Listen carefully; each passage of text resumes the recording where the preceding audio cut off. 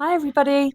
Today we're visiting the Museum of Cornish Life, located in Helston, an old Cornish market town. The museum was formed in 1949, and the museum building is interesting in itself as it was originally used as the town's market house in around 1837. Back then it was separated into two buildings, one for butter and eggs and the other for meat.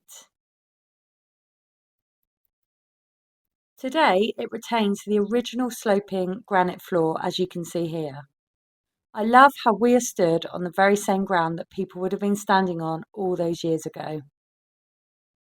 Today, we're going to take a walk around some of the collections, and I hope you enjoy taking a look around with me.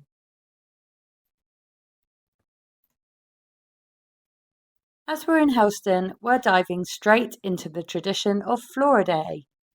Flora Day is an ancient festival and it's held in Helston on the 8th of May each year. A huge part of the Flora Day celebrations include a dance, which starts at 7 in the morning and couples dance throughout the day, which is meant to drive out the darkness of winter and bring in the light of spring. Helston is also decorated throughout with floral arrangements and greenery. The costumes that you saw there were typical of what dancers would wear on Flora Day throughout the day. We now head into the Marconi collection. Marconi is known as being the pioneer of wireless. Poldhu Wireless Station here in Cornwall is the site of the transmitter for the first transatlantic radio signal. An upcoming video on this channel will be coming from the Marconi Centre at Poldhu, so there'll be more information on this then, and if you're interested in that, take a look out for that video. An interesting fact is that Queen Victoria was an admirer of Marconi, and she met him once and exchanged messages by wireless between her at her Isle of Wight residence and with the Prince of Wales, who was at the time on board the royal yacht.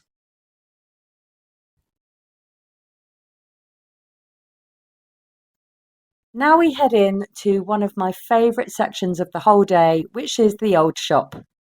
I just love looking at all of these old items, the old scales, as you can see here, just the way the shop is laid out in general. And also I love looking at all the items on the shelves and recognising brands that we're still familiar with today. As you can see there, we've got Roundtree's Toffee, an OXO sign, Lion's Tea.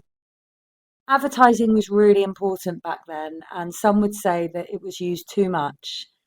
But it is really nice for us today because we can look back at all these signs and all the different branding, and it's really nice and nostalgic to look back at these things. Have a look round with some music for your enjoyment.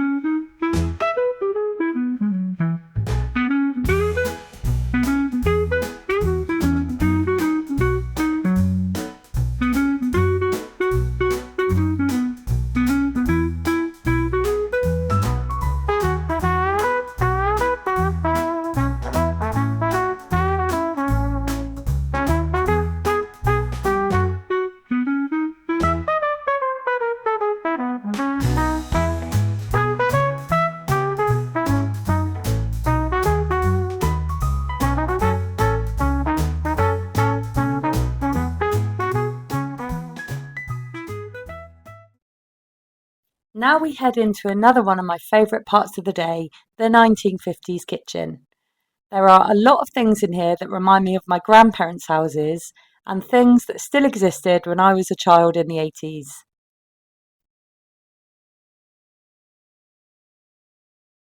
Look at this milk dial, which we actually had one of these when I was a child, and I remember turning the dial to say how much milk was required. And that's me explaining on the screen. That's my finger explaining to Nathan. I just love all of these appliances and things you can see on the table.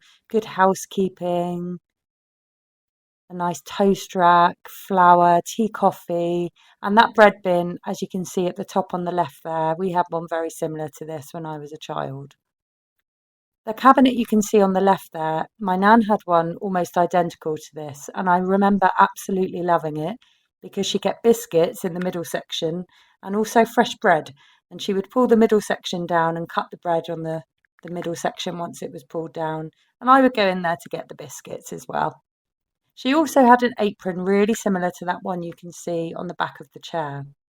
So this is all very nostalgic for me and it's really lovely to see. That pressure cooker there does look fairly scary. I haven't seen one like that before, but since then I've seen a couple. So really interesting to see how that's developed over the time. And here you can see a washing machine that would have been used back then. And there's quite a few more washing machines to see during today. So keep your eye out. Take a look around.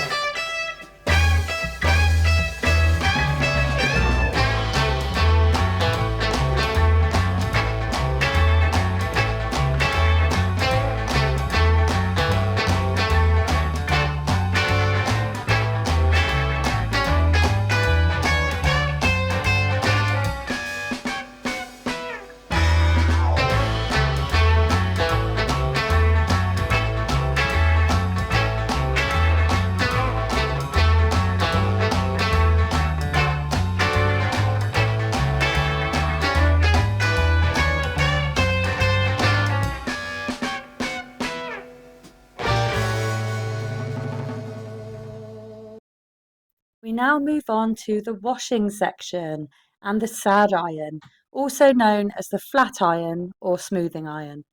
It was really heavy and usually heated on the stove or the fire to press creases out of the fabric. I read here that the handles were later replaced with wooden handles as the metal handles would get so hot. There were cloths and things needed to actually lift them up to begin with, so that must have been quite welcome when they were replaced with the wood handles. Look at the mangles as well. It must have been a lot of hard work and hugely physical to do the laundry back then.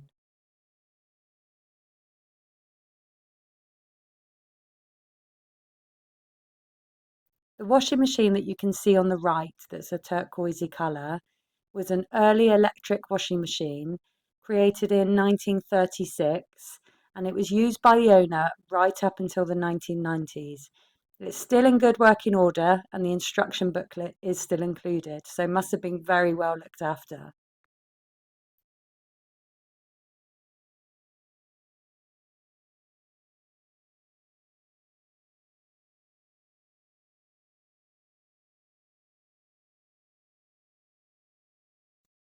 We now head into the Victorian kitchen. And again, another favourite of mine today. I love seeing this Victorian kitchen in contrast to the 1950s kitchen, seeing all the appliances and things that are similar and that we recognise today, and also some things that are not so familiar, and actually some of them that I didn't know what they were. But we'll have a look around. I think there's something really cosy about this Victorian kitchen.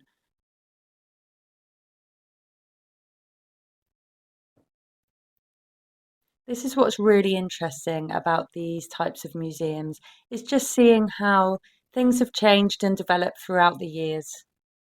Things that are recognisable, like some of these utensils, but still different. The high chair there on the right and a pushchair. That at the bottom of the screen is a Victorian foot warmer and was used to warm the feet. And it was normally filled with either hot coals or hot water and would be used for travel or on stone floors or within carriages and things like that. On the left there, you can see a wooden washing machine. Again, really interesting to see how this has developed over time. Some of the ornaments and crockery and things on the unit at the back. Really interesting to look at that. And another washing machine here.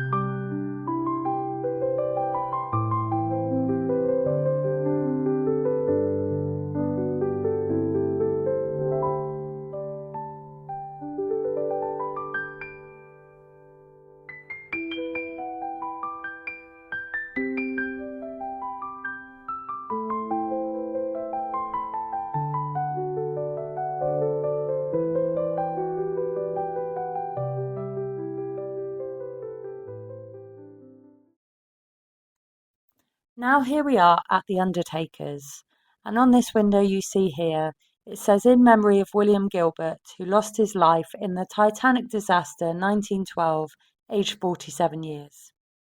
William Gilbert was a Cornish man. He was born here in 1864 as one of five children.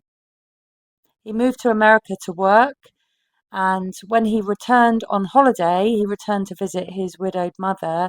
He stalled his return back to America because he wanted to travel on Titanic's maiden voyage. Here you can see a photo of Mr. Geach, MBE. He passed away in 1975, aged 94. He was a local carpenter and undertaker. Apparently, he made his own coffin and sat in it regularly to read the West Briton, which was then and still is the local newspaper. Wearing black clothing during mourning was deeply ingrained as a custom. It was a visible sign of grief and respect for the deceased. This tradition has obviously, to some extent, carried on throughout the years.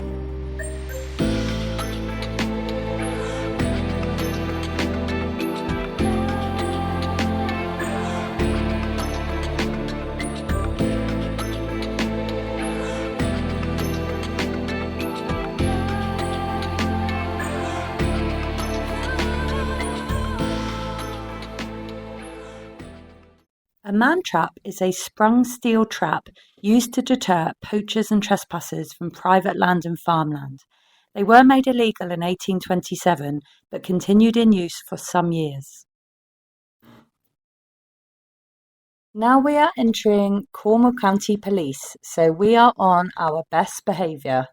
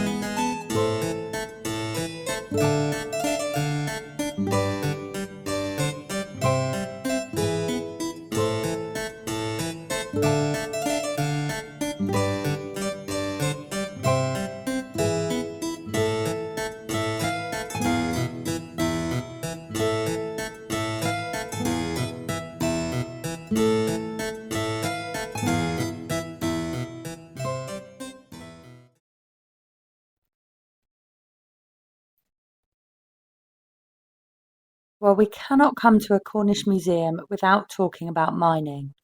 Cornwall has a very rich mining history. The region was a major producer of tin and copper and other materials such as lead and silver. From the 19th century, Cornish mines were renowned for their advanced engineering, especially the use of steam engines for pumping water and hauling materials.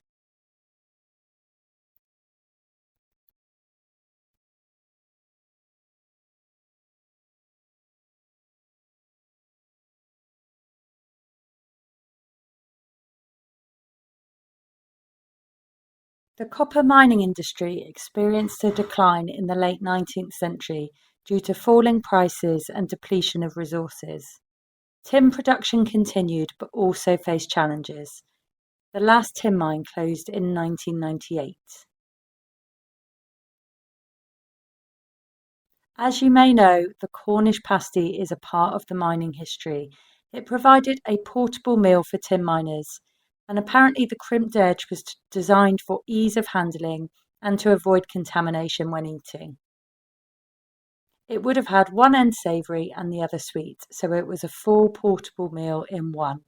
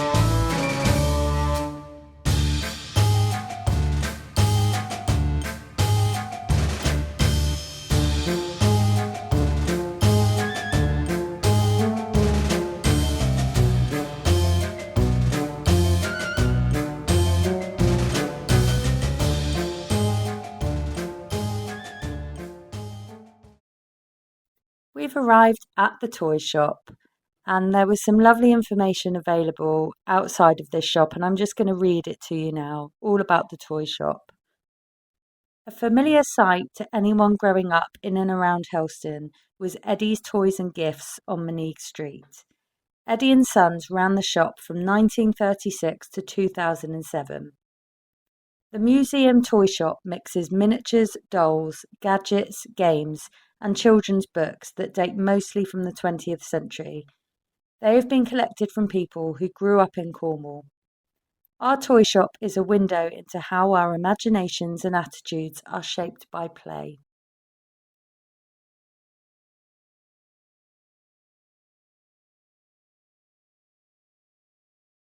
The information also specified that a researcher of childhood in museums found that toy and doll collections in museums were designed to provoke nostalgia in adults more than be seen as playthings by visiting children.